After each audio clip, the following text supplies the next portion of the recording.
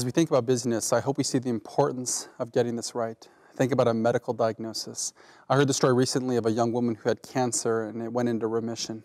But then she started to feel sick again, and so she went to the doctors and they kept telling her it was okay. By the time they realized that the cancer had come back, it was too late and she passed away. I mean, diagnosis was everything. One of my brothers was playing football and he got injured. Went to the doctors, they told him he was okay and that he can go home. But my mom insisted they continue to figure out what was going on. And they realized that he had a ruptured spleen. If he had gone home, he could have died.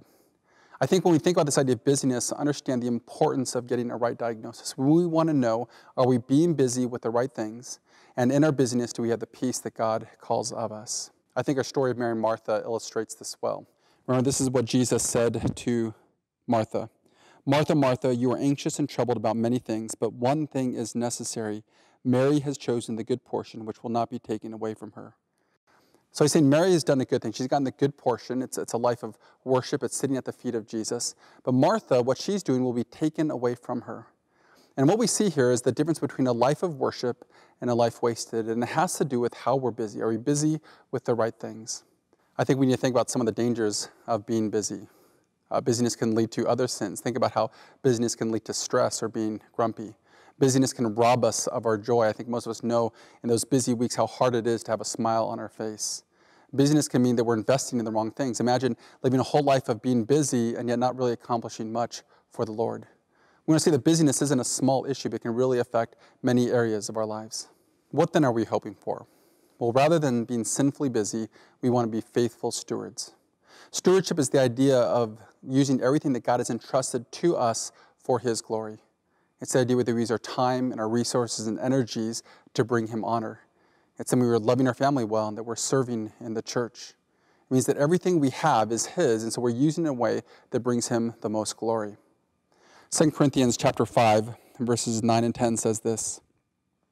So whether we at home or away, we make it our aim to please Him, for we must all appear before the judgment seat of Christ, so that each one may receive what is due for what he has done in the body, whether good or evil. So he's saying that we're going to stand before God one day, and what we've done matters, not for salvation, but for reward.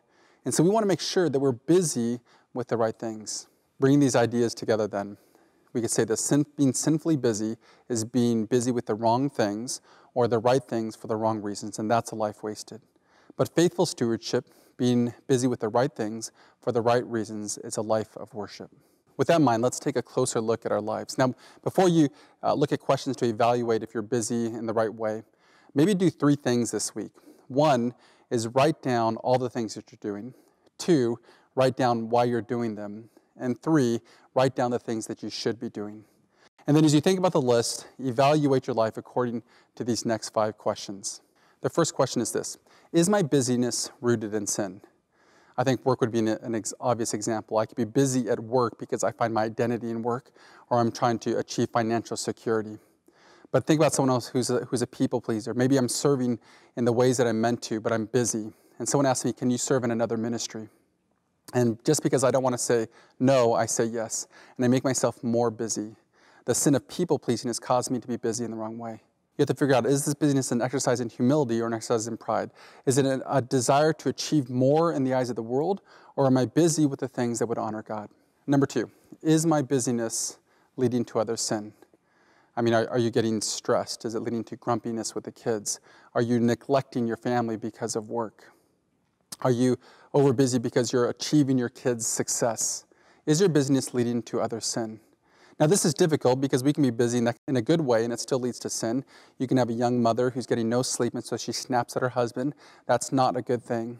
But still, this is a good way to evaluate our hearts. Luke 6:44 talks about the idea that a tree is known by its fruits.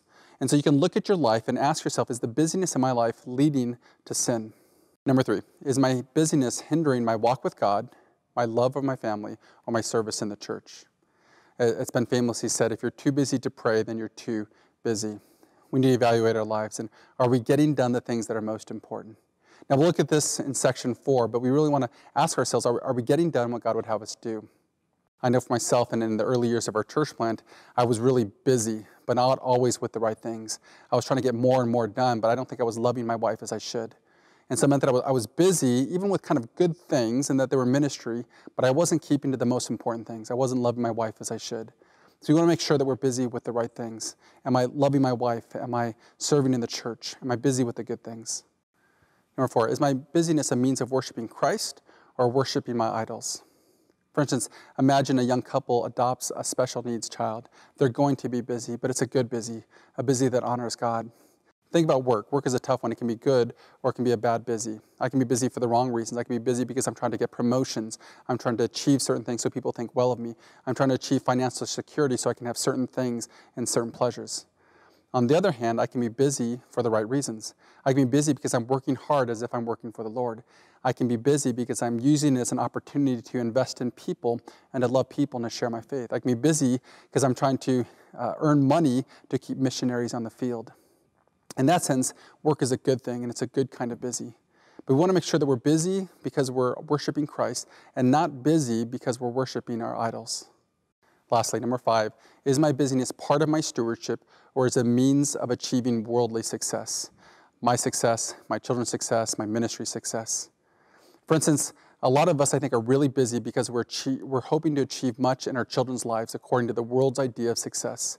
We have them in tutoring, we have them in piano lessons, we have them playing soccer, we have them doing all these things because we want them to succeed by the world's standards. So the world's understanding of success has driven how we are busy in life. We haven't had time to really evaluate our lives, but on a surface glance, are you busy with the good things? Are you living a life that is worshipful or a life that is wasted? Now, you don't have time here, but at some point this week or in the upcoming weeks, sit down and really think through your life. If you're married, have your spouse be a part of this and really try to figure out, am I busy with the right things? Maybe get someone who's wise to impart wisdom into your life as you try to determine this. But you really need to get a correct diagnosis. The benefit of the study over these next few months really comes down to whether or not you really understand and have a good diagnosis of your heart.